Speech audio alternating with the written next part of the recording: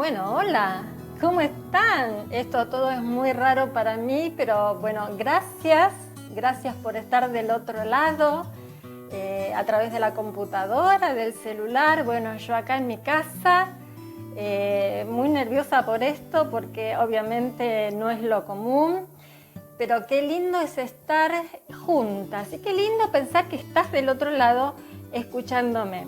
Así que, bueno, muchas gracias por abrirme la puerta de tu casa. Yo te abrí la puerta de la mía.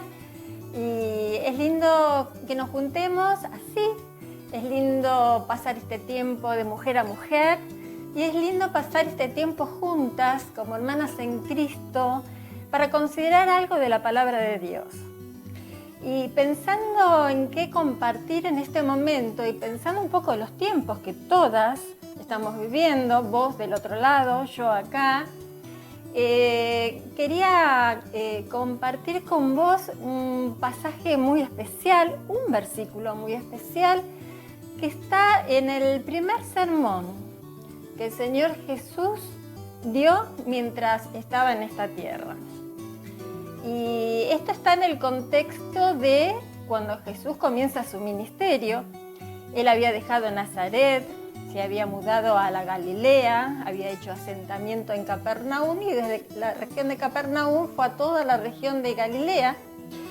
Y esto fue así en cumplimiento de la profecía de Isaías 9, que anunciaba que el Mesías iba a llegar a la Galilea, iba a ser luz para la gente que andaba en tinieblas, que iba a ser la alegría de la gente y todo lo que nosotros sabemos que el Señor Jesús hizo, ¿no?, en cumplimiento de esa profecía. Él había llegado a la Galilea, había comenzado a hacer milagros, había comenzado a predicar el mensaje del Evangelio, y Él les decía: arrepentíos porque el reino de los cielos se ha acercado. El Mesías llegó, les estaba comunicando Él. Y con esa personalidad increíble que sin duda tuvo, la gente le seguía por multitudes. Un día, viendo que la gente le seguía, tomó a sus 12 discípulos. En ese tiempo, durante ese tiempo, iniciando su ministerio, él había elegido a 12 hombres para que fueran sus discípulos a tiempo completo. Y dice la Escritura que él sube al monte. Y en Mateo capítulo 5 vemos esta escena en lo que nosotros conocemos como el Sermón del Monte, un sermón muy largo, pero lo que vamos a considerar está en los primeros versículos. Y dice Mateo que el Señor sube al monte y dice que sentándose, los discípulos vienen a él, y entonces él, dice Mateo, que abriendo su boca les enseñaba. No podía ser de otra manera. Cada vez que el Señor abría su boca, estaba enseñando. ¿Por qué? Porque tanto sus discípulos como el resto de la gente que se había acercado a donde él estaba, necesitaban aprender, necesitaban ser enseñados por este Mesías increíble que había llegado. Y él había llegado a gente muy particular, muy particular. Él había llegado a la gente de la Galilea, a gente que estaba empobrecida, a gente que vivía de lo que podía cosechar y de lo poco que le quedaba de su cosecha y de lo poco que le quedaba de su pesca, debido a que el régimen romano los oprimía y los oprimía con muchos impuestos, con grandes impuestos. No les quedaba casi nada. Pero no solamente estaban oprimidos por el régimen romano, sino que también estaban siendo oprimidos por el régimen religioso que imperaba en ese momento. Ellos también los oprimían con ofrendas y con cosas que a ellos les era muy difícil dar en ese momento. Y a esta gente, el Señor comienza diciéndoles algo muy especial, lo que nosotros conocemos como las bienaventuranzas. Y Él les dice: bienaventurados, dichosos es la otra palabra para bienaventuranza. Dice: dichosos ustedes, los pobres de espíritu, dichosos de ustedes, los que tienen hambre y sed de justicia, dichosos ustedes, dichosos ustedes. Ahora, ¿por qué el Señor Jesús le dice bienaventurados, dichosos a gente que está sufriendo? Bueno, justamente Él estaba refiriéndose a los que eran bienaventurados, dichosos, aquellos que estaban esperando al Mesías y aquellos que habían forjado su carácter a través de la ley que Dios había dado a Moisés, a través de los profetas y de los salmos. A ellos el Señor Jesucristo le está diciendo, dichosos los de ustedes que esperan al Mesías, porque el Mesías ha llegado. El Mesías ha llegado. Ahora entendemos un poquito más el sentido de las bienaventuranzas. Ahora yo quiero centrarme hoy en un versículo, en el versículo 4. Y creo que esto va a encerrarnos un poco a todos también. Obviamente está claro por el contexto que las bienaventuranzas y el Sermón del Monte está dirigido a los judíos que esperaban el Mesías, no a la iglesia. Entonces ahora vamos a enfocarnos pensando en ese trasfondo, en ese contexto. Y en el versículo 4 dice Mateo que el Señor Jesús les dice, bienaventurados ustedes los que lloran, porque ellos recibirán consolación. Bienaventurados los que lloran, porque recibirán consolación. Había llegado el Señor a gente que estaba oprimida, que estaba empobrecida, y a gente que no se había dejado corromper por el sistema, no habían elegido la corrupción como forma para enriquecerse y para estar mejor. A esas personas el Señor Jesucristo le dice, bienaventurados los que lloran por sus circunstancias presentes, porque ustedes van a recibir consolación. Ese fue el mensaje para aquellos judíos en ese contexto. Ahora, ¿cómo llega este mensaje a nosotras hoy? ¿Cómo llega este mensaje a nosotras hoy? Pensemos un poquito. Todos los seres humanos estamos afectados por la corriente de este mundo, eso lo sabemos. Y la multiforme de pecados que oprime a todo el mundo, a todos los seres humanos en este tiempo tan especial. Ahora, pensemos en la situación presente. No necesitamos irnos muy lejos para pensar en la situación antes de la pandemia inclusive, y en nuestros países de Latinoamérica, de nuestra tan querida Latinoamérica. Podemos pensar en países como Venezuela, Nicaragua, El Salvador, gente que está siendo oprimida, castigada, empobrecida. ¿Cuánto pueblo cristiano, cuánto pueblo de Dios hay en esos lugares? Y podemos pensar en muchas regiones de nuestro país también, de nuestra querida Argentina, que está siendo empobrecida, que sufre y padece necesidades, creyentes fieles que están siendo agobiados por tantas cosas, y a todo eso se le suma ahora la pandemia. Ahora, nosotros podemos decir, bueno, pero no tenemos al Señor Jesús con nosotros ahora como aquellos creyentes en aquella época que estaban viendo al Mesías, estaban disfrutando al Mesías, a pesar de su situación le estaban escuchando y se sentían dichosos, ¿sí? Dice Isaías 9 que el Mesías cuando llegara iba a multiplicar la gente y la alegría, y el Señor multiplicó la alegría por donde caminaba, ¿sí? ¿Cómo nos llega eso a nosotros hoy, que estamos siendo agobiados, que padecemos diferentes necesidades, situaciones, y que no lo tenemos al Señor hoy? Bueno, el Señor pensó en eso, y me encanta, porque a Dios no se le escapan los detalles. Si ustedes me acompañan, si tienen sus Biblias ahí en sus casas y quieren acompañarme, fíjense lo que dice Juan 14, del 16 al 18. Y eso sí es para nosotros los cristianos de hoy. Dice el Señor que les dijo a sus discípulos, pero mirando al futuro, a hoy, dice, y yo rogaré al Padre, y os dará otro consolador para que esté con vosotros para siempre. El Espíritu de verdad, al cual el mundo no puede recibir, porque no le ve ni le conoce. Pero vosotros le conocéis, porque mora con vosotros y estará en vosotros. No os dejaré huérfanos.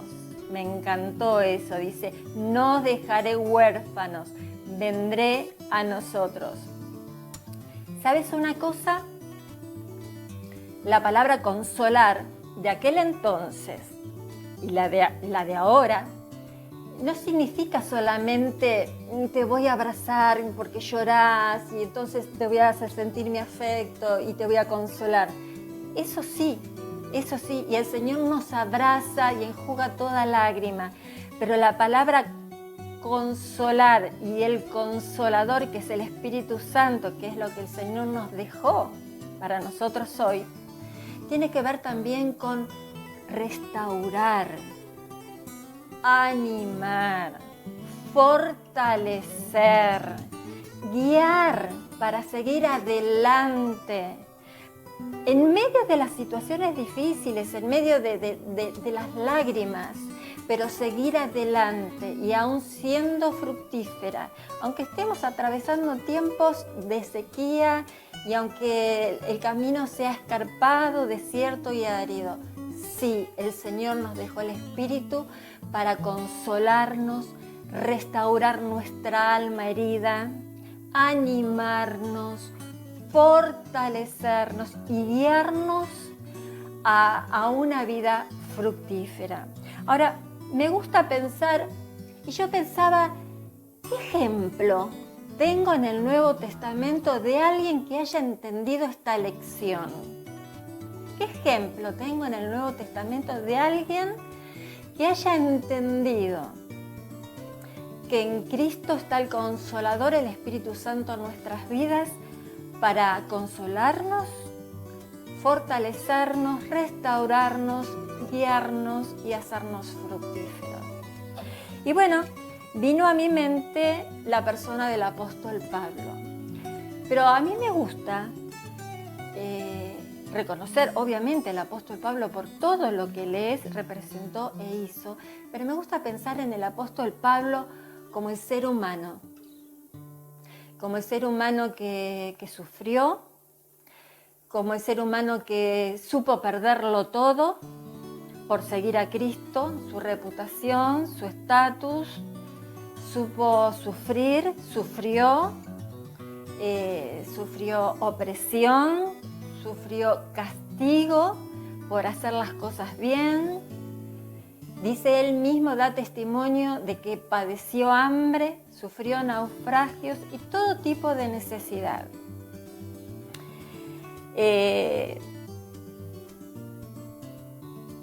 Me acuerdo, pensando en los naufragios de Pablo, pensaba en esto, ¿no? En el frío, en lo que se sufre en los naufragios, en el hambre, porque la gente se empieza a agotar y empieza a tener hambre, y si están naufragando y no hay nada para comer, obviamente. Y me acordaba, cuando yo era chica, mi papá nos contaba mucho acerca de los naufragios. Él navegaba, él era mecánico de barcos y navegaba, y una vez le tocó naufragar en el extremo sur de Argentina. Y yo me acuerdo de chiquita fascinarme escuchando a mi papá acerca de los naufragios, pero él contaba de que no era nada fácil. Y pensaba en Pablo en este sentido, en todo lo que padeció. Ahora, no solamente padeció todas esas cosas, sino como corolario a toda su entrega por el Señor. Nos cuenta la Escritura que estuvo 5 años en prisión en Roma. Y en ese momento de prisión, durante 5 años estuvo esposado, encadenado a los soldados que les tocaba el turno estar con él, y sobreponiéndose a todas las lágrimas de ser humano y a toda la frustración por estar encerrado y no poder hacer lo que él había decidido hacer para el Señor.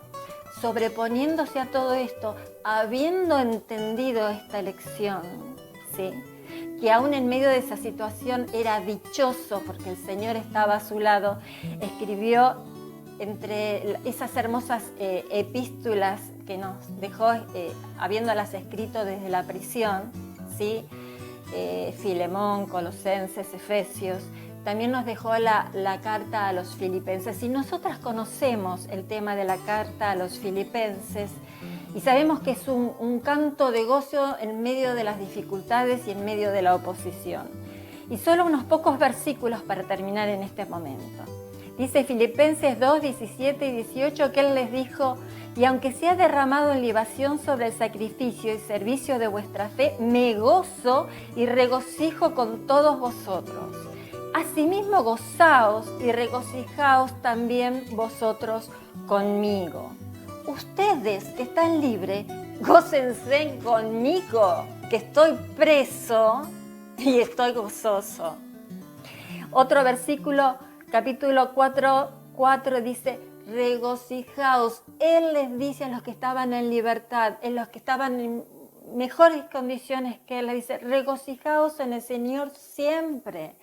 Otra vez les digo, regocijaos. Y a nosotros nos encanta